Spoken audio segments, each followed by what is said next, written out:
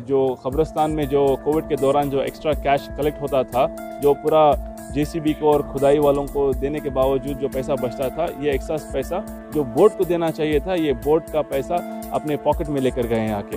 तकरीबन 13,85,000 का ये पैसा पॉकेट करके घोटाला करके हैं कब्रिस्तान में। नहा टेक्नोलॉजीज प्राइवेट लिमिटेड बोलते हैं, ये लिमिटेड कंपनी ना तो मिनिस्ट्री ऑफ कॉर्पोरेट अफेयर्स में है, ना तो रजिस्टर ऑफ कंपनीज में है। फ्रॉडुलेंट कंपनी का इनवॉइस देके मस्जिद का पैसा खा के है ये आदमी। जो एसएस अफसर हैं फिलहाल he is absconding and he is not producing himself before the law authorities for investigation, और इनकी बेल भी सेशंस कोर्ट में रिजेक्ट होकर है। गुज़िश्ता दिनों शहर के कदीम व तारीख़ी इदारा जुमा मस्जिद ट्रस्ट बोर्ड में बदउनवानी व गबन के मामलात के मुताल्लिक़ खबरें रही हैं।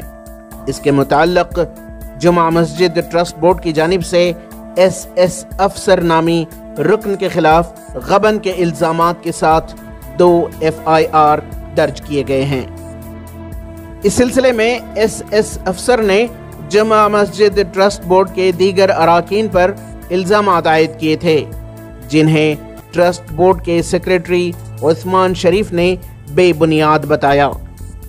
इदारे में हुए गबन के मामले के मुताल्लिक़ जुमा मस्जिद ट्रस्ट बोर्ड के सेक्रेटरी उस्मान शरीफ ने बताया कि एसएस अफसर ने ट्रस्ट बोर्ड के कब्रिस्तान में कोविड वबा के दौरान मैयतों की तदफीन को लेकर तकरीबन 14 लाख रुपये का घोटाला किया है और एक जाली इनवॉइस देकर अपनी एक झूठी कंपनी के अकाउंट को ट्रस्ट बोर्ड से अनऑथराइज्ड ट्रांजैक्शंस किए हैं।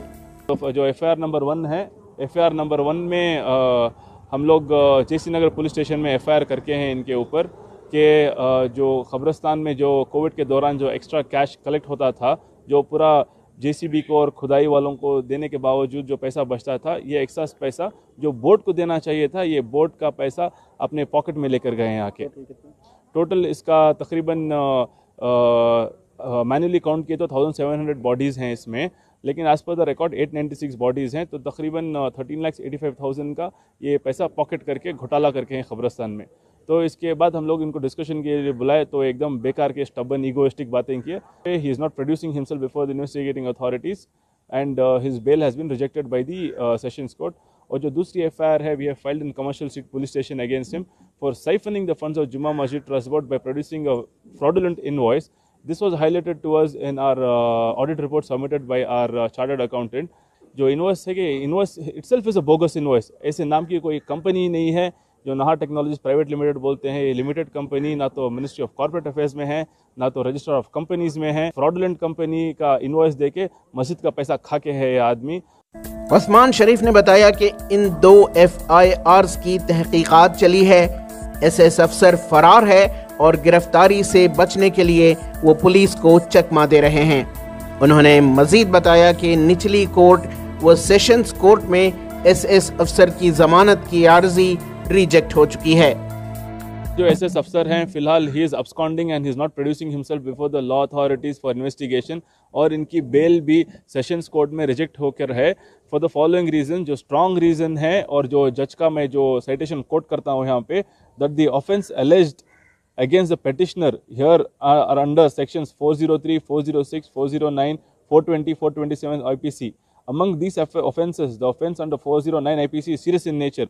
The gravity of offence is such that they would attract serious punishment. However, there is a specific allegation with regard to misappropriation of money and criminal breach of trust. The nature of those offences are such that a detailed enquiry is very much necessary in this regard, for which the custodial interrogation of the petitioner is very much required. More so, the alleged act of the petitioner herein is in hostile interest of the community.